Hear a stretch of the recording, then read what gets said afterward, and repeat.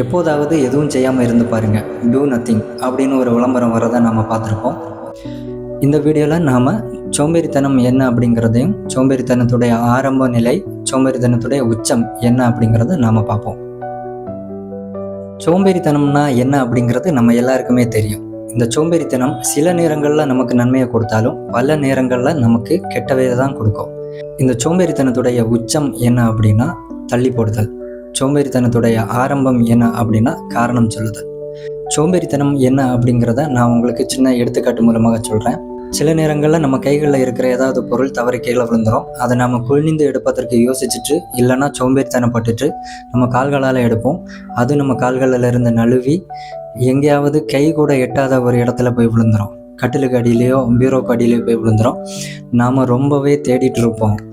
அப்புறமா நாம் குனிந்து மட்டும் இல்லாமல் புரண்டு படுத்து தான் அந்த பொருளை தேடி எடுக்க வேண்டியது இருக்கும். அவ்வளவுதான் சோம்பேறித்தனத்துடைய எடுத்துக்காட்டு. இது எல்லார் வாழ்க்கையிலே நடந்திருக்கும் கண்டிப்பாக. அடுத்ததாக நாம் பார்க்க போகிற எடுத்துக்காட்டு சோம்பேறித்தனத்துடைய உச்சத்திற்கு. தள்ளி போடுதல் தான் சோம்பேறித்தனத்தின் உச்சம். நாளை காலையில் நமக்கு எக்ஸாம் இருக்கும். ஆனால் நம்ம இன்றைக்கி ஈவினிங் படிக்கிறதுக்காக உட்காந்துருப்போம். இப்போ தான் நாம் நினைப்போம், இல்லை இன்றைக்கி நம்மளால் படிக்க முடியாது, நம்ம காலையில் 5 மணிக்கு எழுப்பி படிச்சிடலாம் அப்படின்னு நாம் தள்ளி போடுவோம்.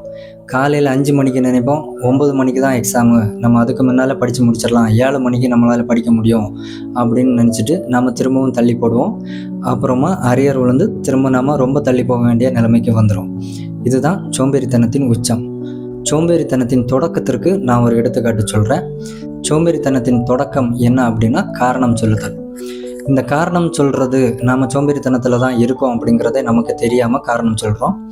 எடுத்துக்காட்டு என்ன அப்படின்னா, நாம் ஒரு இடத்துல இருந்து ட்ராவல் பண்ணி ஒரு வேலைக்காக போயிட்டுருக்கோம். அங்கே போன உடனே நம்மள்கிட்ட கேட்பாங்க, ஏன் இன்றைக்கி ரொம்ப லேட்டாக வந்துட்டீங்க அப்படின்னு. நாம் உடனே சொல்லுவோம், பஸ் லேட்டு அப்படின்னு.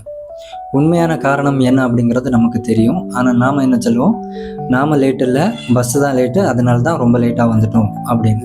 இந்த சின்ன காரணங்கள் சொல்கிறதுனால நமக்கு அது வாழ்க்கையில் மிகப்பெரிய பாதிப்பாக ஏற்பட்டு நம்ம தள்ளி போடுற நிலைமைக்கு வரைக்கும் போய் சோம்பேறித்தனத்தின் உச்சத்தில் இருப்போம்.